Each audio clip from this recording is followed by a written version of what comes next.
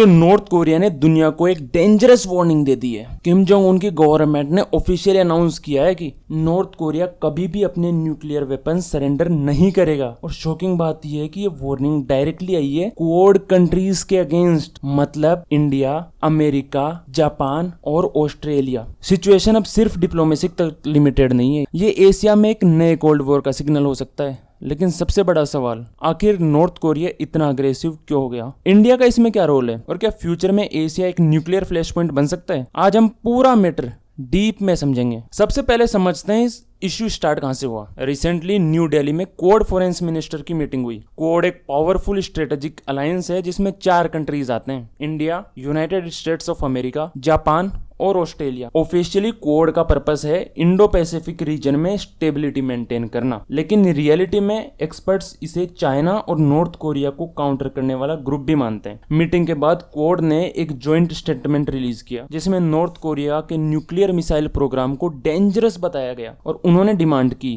Complete denuclearisation of north Korea. Simple language में north Korea को अपने न्यूक्लियर वेपन्स हटा देने चाहिए।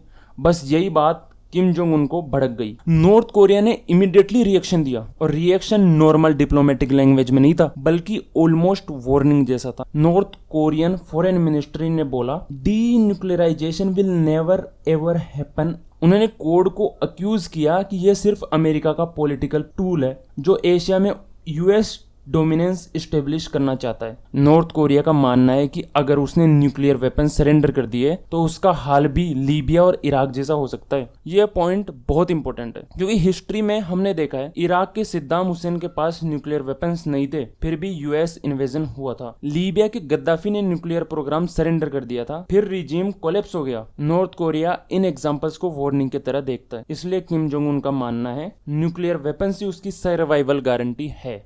अब इंटरेस्टिंग बात, इंडिया डायरेक्टली नॉर्थ कोरिया का एनिमी नहीं है। India traditionally balanced foreign policy follow करता है, लेकिन क्वाड का मेंबर होने की वजह से इंडिया ऑटोमेटिकली नॉर्थ कोरिया के स्टेटमेंट्स का पार्ट बन गया और नॉर्थ कोरिया स्पेशली अमेरिका और जापान को टारगेट करता है। लेकिन इंडिया का नाम भी अब स्ट्रेटेजिक कैंप में आ रहा है। ये इंडिया के लिए सेंसिटिव सिचुएशन है क्योंकि एक साइड इंडिया कोड के साथ स्ट्रेटेजिक पार्टनरशिप स्ट्रॉन्ग कर रहा है, दूसरी साइड इंडिया रशिया के भी क्लोज रिलेशंस मेंटेन करता है। और अब रशिया और नॉर्थ कोरिया के रिलेशंस रैपिडली स्ट्रॉन्ग हो रहे हैं तो फ्यूचर में जियोपॉलिटिक्स और कॉम्प्लिकेटेड हो सकती है।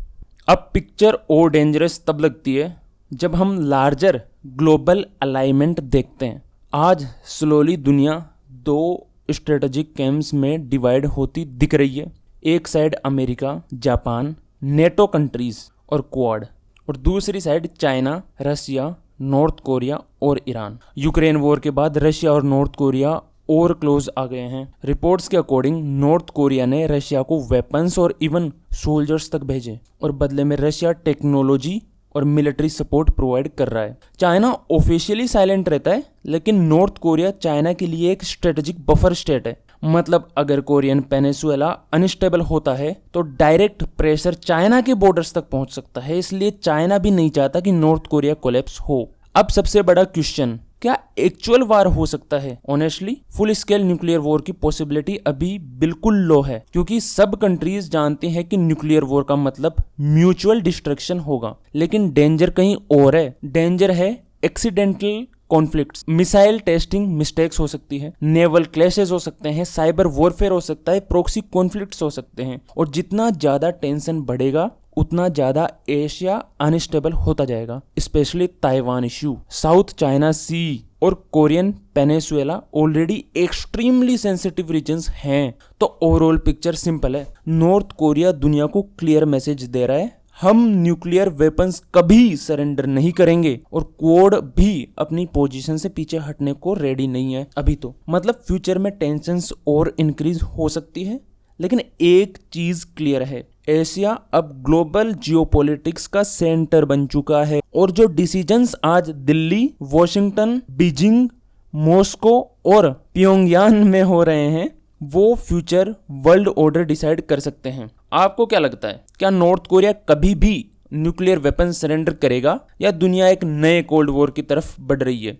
कमेंट करके जरूर बताना। अगर आपको ये वीडियो पसंद आई है या ऐसा ही कंटेंट आपको और ज्यादा देखना है तो मैं ट्राई करूंगा कि डेली एक वीडियोस अपलोड करूं करंट अफेयर्स के ऊपर, वर्ल्ड अफेयर्स के ऊपर, जिसमें इंडिया का रोल क्या है, जियोपॉलिटिक्स, इसमें सारी चीजें इन्वॉल्व करूंगा मैं। तो अगर गाइज आपको ऐसी वीडियोस देखनी है तो प्लीज मेरे चैनल को सब्सक्राइब करो, नोटिफिकेशन बेल को ऑन करो और कमेंट्स करो कि ये वीडियो कैसी लगी, मैं इसको कैसे इंप्रूव कर सकता हूँ और कौन से टॉपिक्स पर मुझे वीडियो बनानी चाहिए।